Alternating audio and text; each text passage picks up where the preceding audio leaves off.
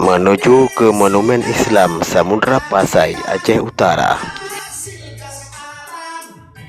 Monumen ini dibangun sebagai penghargaan untuk bangsa Aceh sebagai bangsa yang berdaulat pada masa dahulu. Kerajaan Islam Samudra Pasai merupakan kerajaan Islam pertama di Aceh pada tahun 1267 Masehi yang didirikan oleh Merah Silu atau Malikus Saleh. Sultan Malikus Saleh atau Syekh Merah Silu merupakan seorang raja dan juga seorang ulama sufi Aceh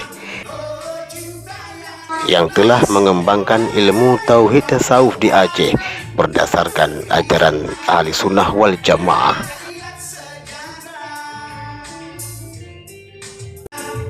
Seluruh provinsi dapat bagian hasil kesetaraan di Aceh Raya.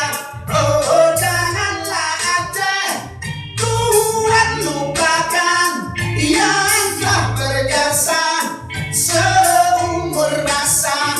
Oh, cinta yang ikhlas mari wakafkan negeri yang aman, rakyat sejahtera.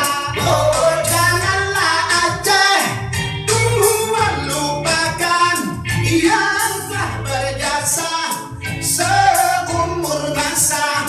Oh, cinta yang ikhlas mari wakafkan negeri yang aman, rakyat sejahtera.